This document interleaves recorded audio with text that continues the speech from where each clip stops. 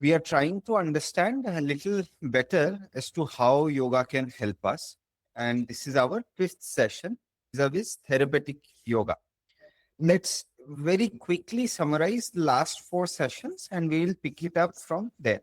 Any question you have or any thought, any remark vis-a-vis how yoga helps you, or if you have any question regarding your practice, please bring it up. That will help us make this discussion personal and alive. Otherwise, I will be sharing a lot of information, but that will be just information. If you can map it to your practice, that will be excellent. Please feel free to pitch in with questions, comments, any thoughts. It will help. Now, with therapeutic yoga, what we are trying to do, we are trying to expand and go beyond how yoga can help us address issues as they are developing. Once we are in the region of a disease, that something has been established, the efficacy of yoga is lesser than while the symptoms are developing. If I can address those symptoms right at the onset or midways, then it helps me to avoid or slow down my descent towards a particular disease. We should look at yoga and its impact on our lives when dysfunction is setting in, not when disease has set in.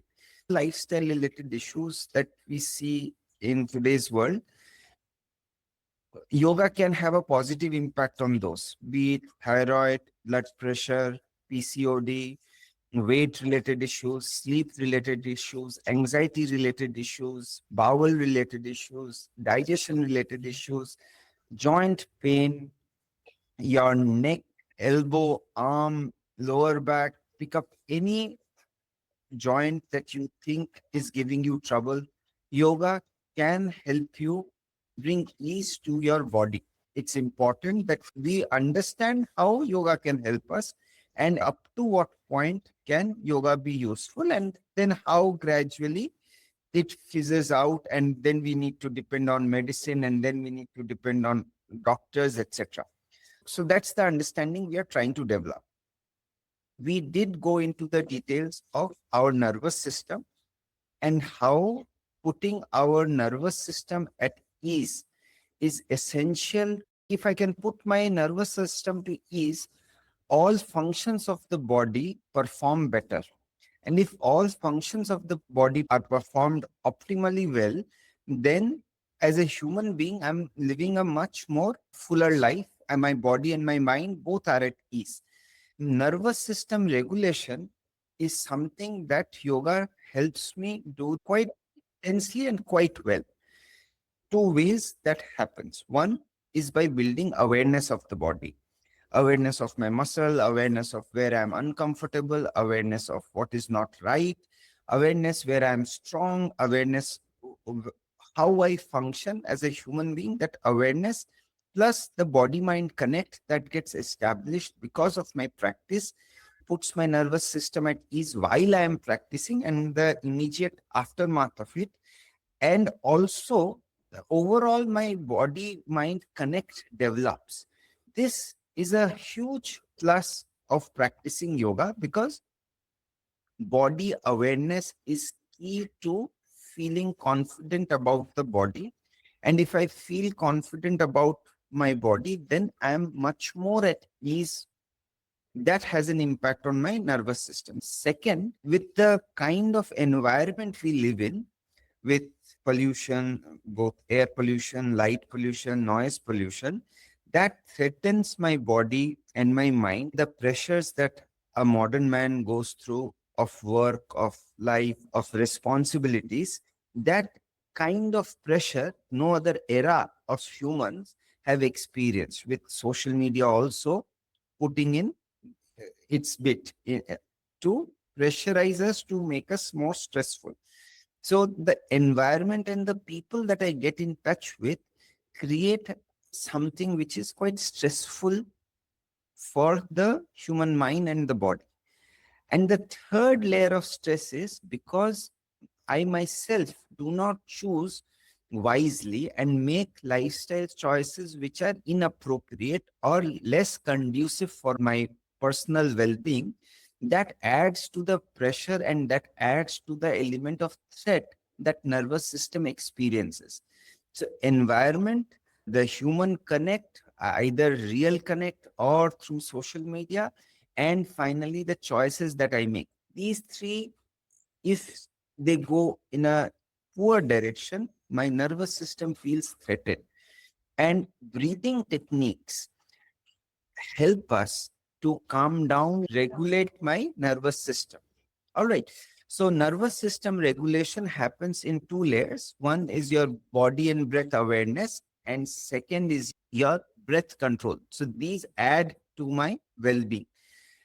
When we are talking about yoga, body awareness is definitely happening. And whether I'm doing pranayam practice or I'm continuously inhaling and exhaling in a regulated manner during a yoga class, that also has an impact on how I breathe and how it helps me calm down.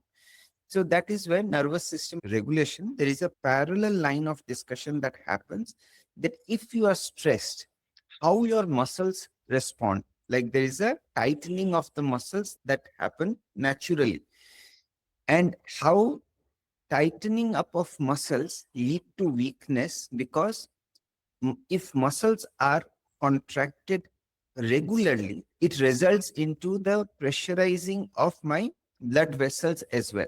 If blood vessels are constricted on a continuous basis, then you will find that the nutrition carrying capacity of those vessels reduce. So if my neck is continuously stressed, the nutrition passing through my neck and my shoulders is not enough, not optimal. 1 or 2 days, it does not matter. But over the years, if that is happening, then that's a challenge for those muscles and they become weak. Once they become weak, we are open to more injuries and we are also open to pain and distress. So that's muscle tightening up. That was a parallel line of discussion because we were talking about nervous system regulation. So if I'm stressed, feeling of stress and anxiety results into my muscles behaving oddly. That was one. Second line of discussion we had was, if I'm stressed, the kind of hormones that get released are your stress hormones impair all bodily functions. It has an impact on your heart rate, it has an impact on how you sleep, it has an impact on how you digest food. Stress impacting your nervous system not under proper control leads to your hormonal secretion not optimal. You release stress hormones. Yoga calms your body, calms your mind, regulates your breath, regulates your heart rate. All these are signs for the body to release anti-stress hormones. And that results into you sleeping better, you're digesting better, your muscles responding well during and after exercise. So these are two streams of discussion coming out of nervous system regulation. Breath is central to our practice in yoga. This theme comes back over and over again. Like you have yoga postures and you have meditation. So if these were the three pillars around which my yoga practice revolves, breath becomes central to my practice of yoga postures, which aids my meditation.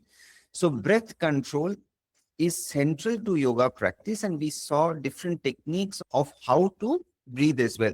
So we did go into the details of 3-part breathing, box breathing, 3-5-7 breathing, etc.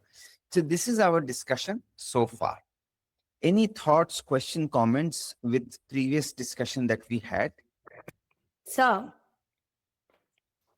so basically, there are people who have been practicing asanas or even doing meditation for years, but I do find them still anxious. So, Yes. are we talking in terms of relative terms, that what they would have felt without the asanas in place Yes. versus, because if in like for decades also, like I don't see, or probably I didn't know them before.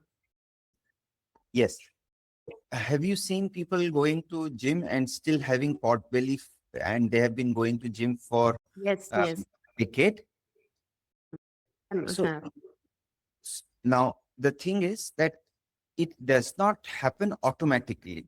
There has to be an intentionality of practice. Like you have to have that intention to understand what you are doing, be patient and engage with what you are doing. If that engagement is missing, no matter what you do, you cannot move far in that practice.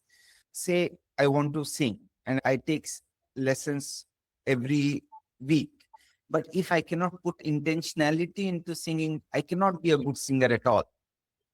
That Muscle mind connection, do it yes, intentionally and mindfulness. 100%. So if you do everything mechanically, you do it in a hurry, you do not pause for your practice, you do not bring that element of conscious practice to either your yoga postures or to your pranayam, it is very difficult to progress. Then it is just a set of mechanical movements, which gives you a limited benefit for a limited period of time. And it helps you, it puts your mind at ease for at least some time, but long-term impact or you changing as a person happens more gradually. Purposeful practice is extremely important. Yes, Ritadi. Abhishek related stress to chronic muscle contraction and the Yes, blood, like the neck pain. I understand neck pain can be due to stress. What yes, about back pain? 100%. Back pain is multifaceted. Let's assume our back pain is, first of all, we sit for long hours, right? Now we sit for long hours and we don't sit straight. Because we don't sit straight, my core muscles don't get utilized enough. And over the years, we weaken our lower back muscles. If we had the habit of sitting straight, then this problem of lower back pain would not be so widespread.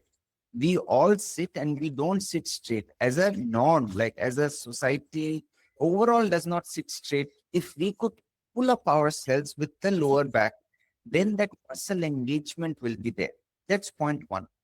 Second point is, if you are stressed, then your glutes are tight.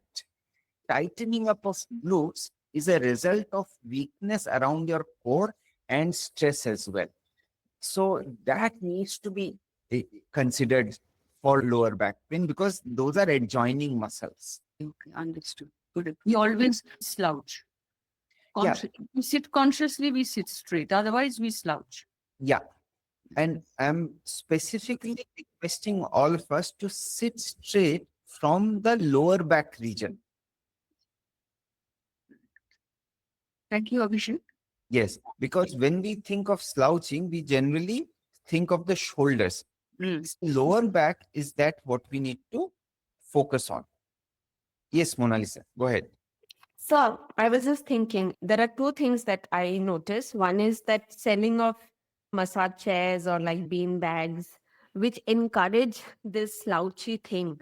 So Yeah, if you don't take effort to change that, then probably this will be exacerbated. I'm sorry. As in, what I'm trying to say, everything around us encourages us almost to sit in a slouchy manner, right? Yes, One is yes, this, and I'll just finish another thought, which is like those wooden chairs we have at yes. like at government offices. If you work also to sit for long hours, of Yeah. course, you're trying to tell us that even those chairs are not good if you don't get up regularly, is what you're saying. Okay. Now we are talking about the ergonomics of a chair. Yes. Also, the environment that will help you carry your learnings from an asana to your regular life. Now, see, lower back straight. First of all, let's talk about the beanbag situation. Everything around you, which is being sold to us, is with the intention of making our life more convenient and more comfortable. So, the pursuit of comfort and convenience has a cost on the body. So that needs to be remembered. It's not to say that all forms of convenience and comfort should be left out. But there are certain kinds of comforts and convenience we should let go. Bean bag is one of them, because it distorts the way you sit and you work, and your spine, how you hold your spine in a bean bag is atrocious. But you don't need a bean bag. There are so many of us who will lie on their stomach and work on a laptop on their beds. They will lie on their back and put up their laptop on their stomach. And those are things that we do to ourselves. That's an incorrect way to work.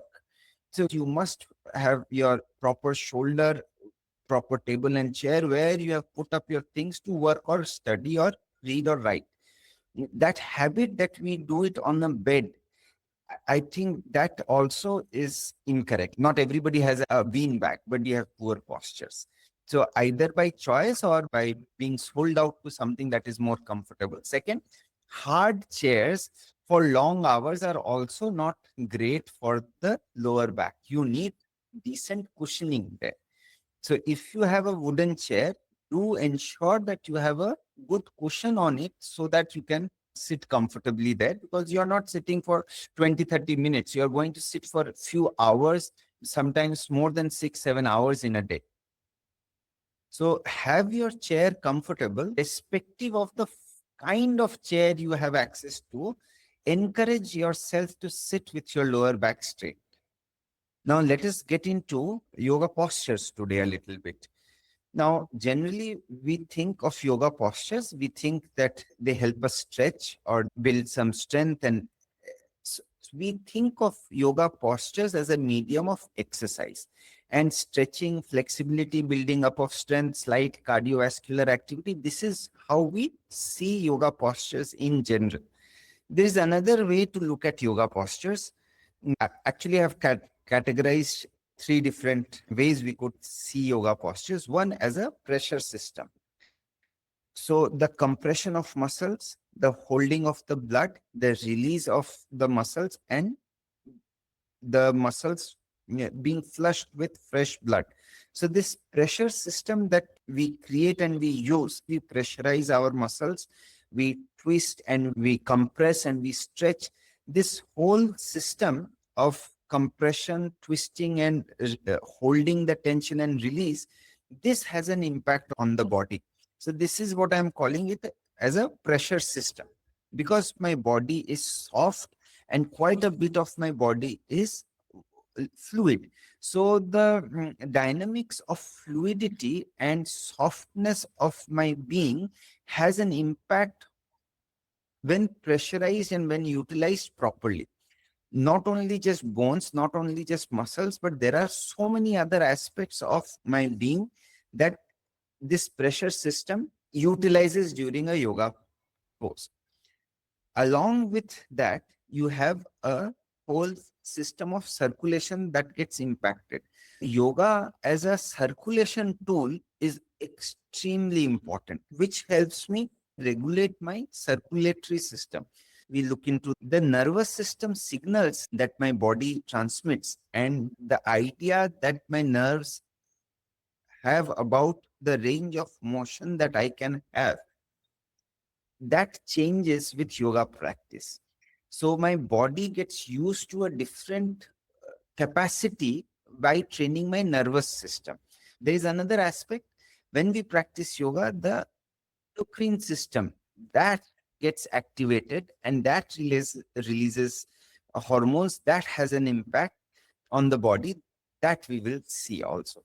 So these are different ways we could look at yoga, and not just something that we use for flexibility or not just a medium of exercise, but as tools to help my body. Okay, pressure system. Then you have your circulatory tool to improve my circulation. And third is nervous system and the signals that it sends. All right. So let us look at the pressure system first. I just want to add something that when we are twisting our bodies during yoga, especially the spine region and the neck regions, then the hormonal glands are also like compressed and relaxed. The Yes. hormonal outflow is also balanced. So the massaging of internal organs, both organs that help us release hormones or otherwise, is very nicely done during a yoga. Twisting and pressurizing, forward folds, backward folds, everything put together. So what we are trying to say is a pressure system is when we deliberately compress and release different parts of the body to influence the internal function. So that's how I'm defining pressure system. Pressure system is not a medical term. Like we have systems in body, like you have circulatory system, digestive system, nervous system.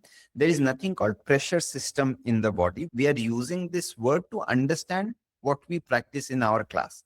So a pressure system, how I'm defining is when we deliberately compress and release different parts of body to influence the internal function of the body. A single yoga pose can be done without any effort, very casually, or the same pose can be done intentionally to pressurize the muscles that needs to be pressurized so that it has a certain kind of impact. A yoga sequence can be finished without a single drop of sweat, or it could be a very intense practice. So this intensity of practice is what we need to understand, and how do we bring about that intensity is what we call conscious practice. Different kinds of pressures we could put on the body. If I'm sitting at a single place for long, there is a certain kind of numbness because of constant pressure, which does not do good to me. If I put pressure on the arm while sleeping, it's a bad kind of pressure for 8 hours that can reduce circulation on a particular side, and that will give me pain next day. And then there is pressure that you could do intentionally while you are, say, going through a massage therapy. There is an intentional pressure that's put throughout the body to help you release stress, muscular stress.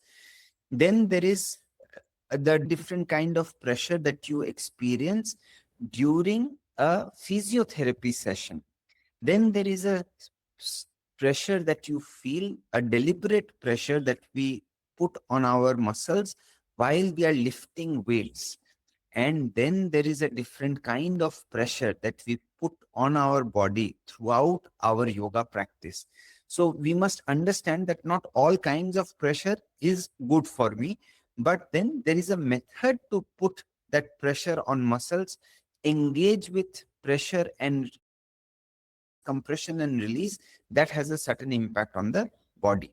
You have your blood that is fluid in the body. Then you have your lymphatic system that pushes out your wasteful fluid from the body. Then you have organs which are soft. Then you have your muscles which are not entirely soft, but then not hard as your bone. Then you have your fascia, which wraps around your muscles, bones, organs, everything put together. It is throughout the body. And the role of fascia is actually if it reduces the friction between when muscles move between each other, and that wrapping of the muscles actually reduces the friction between two muscles when they interact with each other. This is the connective network spread throughout the body, organs, muscles, nervous system. When we experience morning stiffness, this is what you are actually dealing with, not just muscular stiffness, but the stiffness of the fascia as well.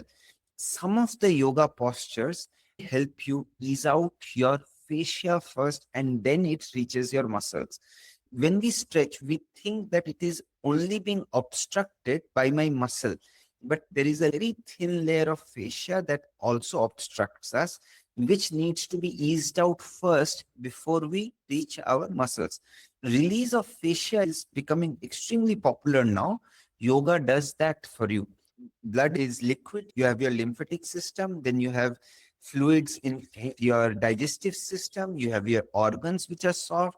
Heart is a kind of muscle which is soft, and then you have your muscle and your fascia. These are things present in a human body that can be positively impacted or negatively impacted by pressure.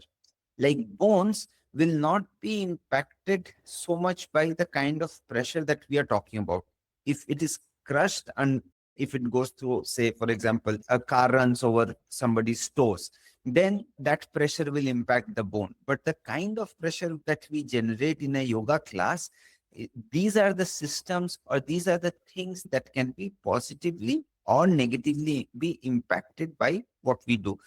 And when we practice yoga, blood, lymphatic system, digestive juices, organs, internal organs that are available to be pressed and compressed, the fascia and the muscle. These are the whole set of things, which is almost 60% of my human body can be impacted by pressing, holding the pressure, releasing the pressure, and twisting the body. Essentially, anything that is soft, fluid, or elastic will respond to pressure. And yoga is managed pressure at different places in the body. If you think of it as something that helps you pressurize different places of the body in a regulated manner, and if you keep this line in your mind while you are practicing, then your practice will go few notches up for sure. Now, so when we compress, say for example, when we are doing Virabhadrasana, or when we are doing a forward bend, we are compressing the muscles.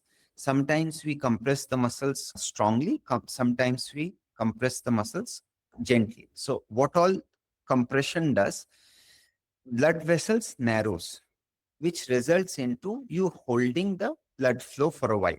Okay. Then your lymphatic system is displaced. Also, your fascia is loaded when you compress the muscles. Now, the interceptors of your nerves start firing also when you compress your body. We hold the compression for quite some time. That is when your fascia gets activated further. Your nervous system starts firing even more. So compression is the movement going down. And then you are holding the pressure for a while. Or when you are getting into the pose and you are starting to pressurize different muscles, organs, and that reaches a crescendo when you are holding the pose.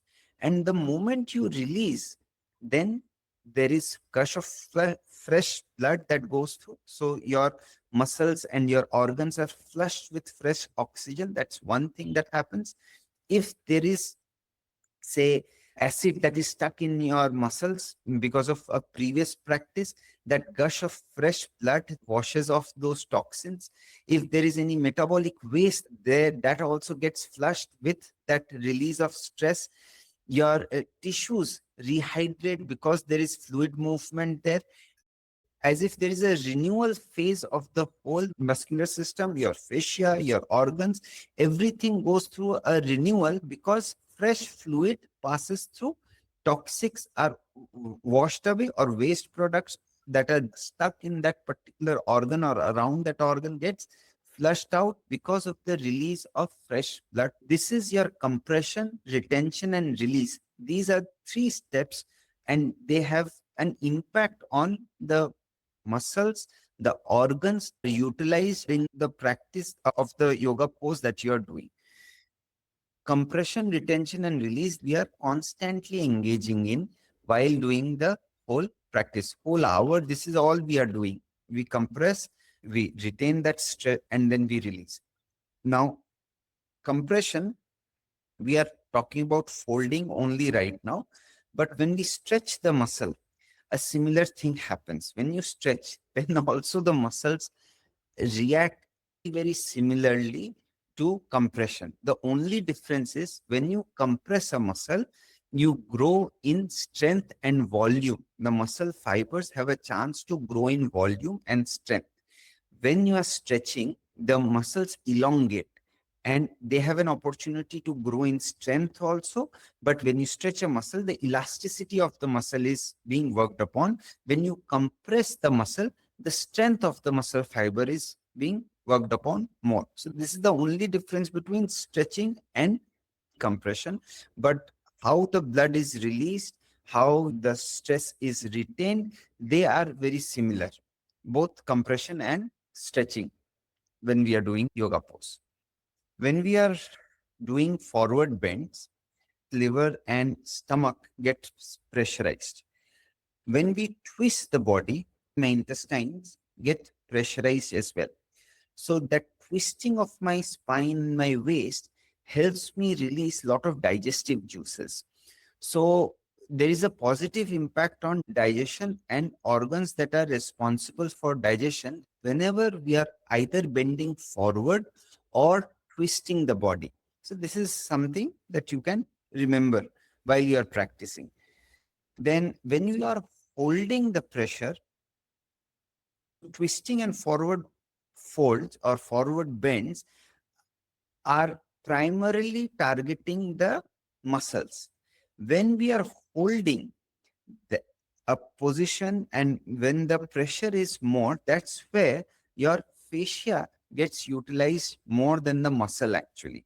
So that burning sensation or that desire to leave the pose at its optimum is because my fascia is getting trained and is not fully complying with the pressure that I am applying. The release aspect of a particular pose, if I do it gradually, so sometimes you will see there is so much pressure while either doing, say, a head to knee or when we are doing a Virabhadrasana. So we want to leave the pose with a certain suddenness compared to a more controlled release. So the transition between postures, if that is more controlled, then how we release the blood through my muscles is also controlled. How the fluid, both lymphatic fluid and your blood moves through the body, if the release is done in a controlled manner, it is important. So don't leave a pose out of a blue. You must regulate your release and regulate the transition from one side to other. How you release helps you with the kind of pressure that you are allowing. If the release is more controlled, then the release of blood through those muscles is also controlled. Just at a go, then the release is not that impactful. And the gush of blood that could have gone through and washed your muscles and organs is also not that controlled. So controlled release is important there for additional benefit. So when you hold the pose, you hold it with an that the release also will be with intention. The release should not be without intention. Did I make this point clear? Sometimes when we are going into the pose, we are mindful. When we are holding the pose, we are mindful. Just that the release of the pose, we don't follow any norms. We just leave it so that we could go to the other side. So the release of the pose is equally important. When we are talking about releasing, like gradually, like going down into any position, so Yeah. that's when I have noticed, since my forward bends were a little difficult for me, that there is this tautness, okay, which now at least I can recognize only when I as like, okay, I'm unnecessarily tensing myself and I try and breathe a few quick breaths, then I have suddenly discovered a new range. There are too many things that are happening. Sometimes you have to bend your neck and go at a certain angle. So that only when I see what is the problem, I can understand. But this release has many layers. Probably you'll have to release your hand and your leg and get up. Yes. It gets a little overwhelming. If I recognize it, Yes. because within your 10 count or within your 20 count, okay, sometimes I can lift my feet, but then I'm focusing on straightening the chest, straightening my knee, which is of the leg that I'm balancing on. This slow release, it's very complicated in the 10 seconds. Like you don't know which part to focus on. I know you give us instructions like focus on now balancing the knee that you're standing on. So this is just my thought on it. Like I don't have any specific question. Just wanted to say it's a little overwhelming. Even when you're conscious, you're focused on one aspect, but there are too many things that you have to slowly release. Yes. That's why regular practice is important, because as you practice, this becomes so much part of your system that any asymmetry in your body while holding the pose, you will be able to recognize it almost intuitively. When you are releasing a pose, the thumb rule is you do not pressurize it so much, either while compressing a muscle or while stretching a muscle, that you cannot control while you are coming out of it. So the duration of hold or the intensity of the hold should be dependent upon how well you can release. It's not that you give your 100% to holding, not thinking about whether you can release and you can come back from a particular pose or not. So that is an understanding that you develop with practice. What is the point from where I can come back gracefully, and what is the point where I will just collapse, or I have to let go of the pose and then I can come back? When you have to ration your energy for even recovery or the end, is what you're saying. So you get into the pose, you hold the pose, and you come out of the pose. These three are equally important in a pose. And managing your breath through these three aspects of a pose is important. Generally, we put stress on how we are getting, and we put maximum importance into how we hold the pose. When we are just raising the arm in Surya Namaskar, we all do it unmindfully. But when I am into a pose, I know I have to stretch my shoulders, etc. But when I'm getting into a pose, I'm slightly distracted. I want to get into the pose and put all my attention to the pose. When I'm releasing a pose, my attention is diverted because I want to come out and get quickly into the other pose. Getting into a pose, holding a pose, and releasing a pose are of equal importance. When you release and how you transition into another pose is also important, especially if you are doing a separate leg or two sides of a particular pose, right and left. Then to transition from right to left has to be done with utmost attention. So then you go deeper into your practice, then the utilization of muscles is maximum. All the three aspects. Thank you. Now, there are three types of compressions or three types of pressures that we generate during a pose. We have used these words, but I'm just helping our understanding by categorizing them. So one is a symmetrical compression. I'm doing a forward bend where both legs are utilized and I'm doing a full forward bend. So this is where my whole body is going on one side and the body is being compressed and stretched equally right and left. Now, this is symmetrical. When I'm doing, say, one leg posture also, say, asana, then also it is symmetrical because the pressure on the right side, if I'm doing the right side head to knee, is just the right side head to knee, and that's how the pose is designed. So the pressure is quite symmetrical throughout. While I do a twist, that's like a torque that I produce in the body, and then the compression is asymmetrical. So revolving triangle pose or revolving or Matsyasana or Ardha Matsyasana that we do, those are the poses where there is asymmetry in how much pressure is there throughout the body. Different parts of my body experience different kind of pressure. That is like I'm going through, I'm almost rinsing my body. I'm that kind of twist that I provide to my body has more of a detoxifying effect because the release, the lymphatic system gets utilized quite well during a twist. While I am doing a balanced symmetrical pressure or symmetrical compression, that has a more calming effect, that feels more balanced. You will see how when we do a lateral triangle pose, like when I'm going with my right hand down to the right side, that is very different from how I feel about a revolving triangle pose. where I'm twisting the body. Symmetrical compression of muscle and asymmetrical compression of muscle is different. And then localized pressure, the third kind of pressure, where I am working on one single aspect of my body. Say I am doing a boat pose, localized pressure around the abdomen. I am focusing on hip openers. That's specific training for one particular part of the body. Three kinds of compression you can experience during a yoga class: symmetrical, asymmetrical, or localized pressures.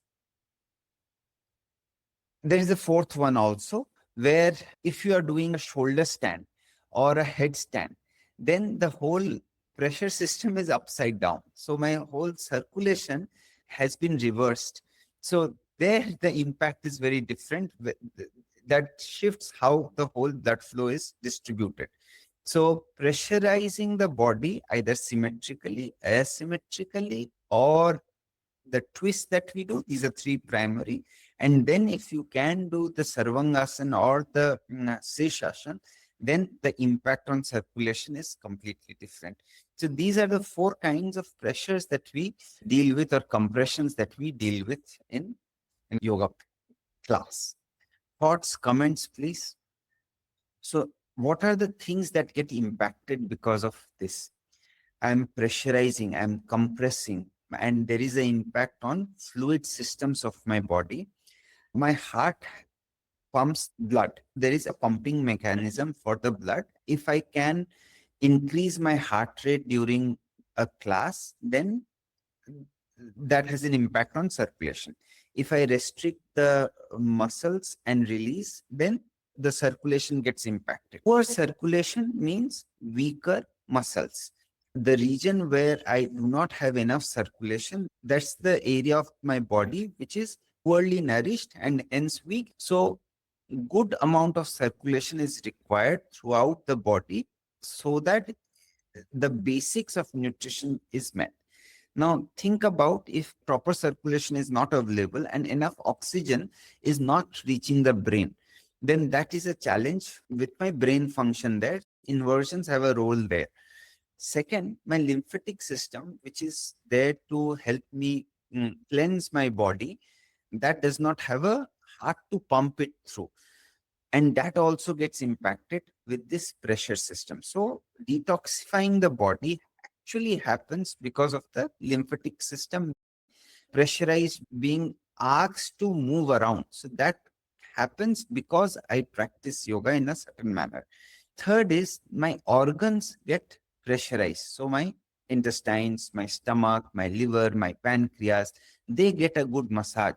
And because of the compression and the pressures that I put during the practice, they perform better. Their function improves. And lastly, they also mentioned that if I pressurize the organs that are responsible for hormonal release, then those glands also function better. So if I'm pressing my chin against the chest, this is where my thyroid is. If my thyroid gland gets pressurized, then the release of thyroid is optimal. If I'm pressing my pancreas properly, my insulin secretion is better.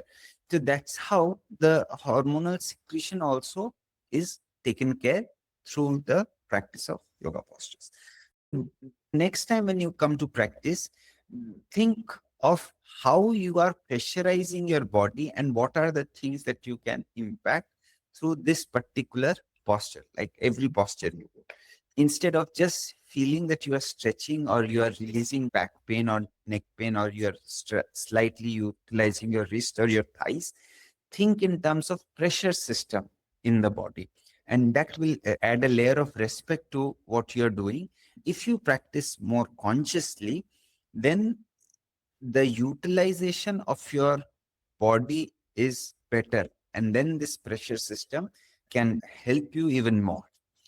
Thank you, everyone. Thank you, Abhishek. Thank Thank you. you, Sharon.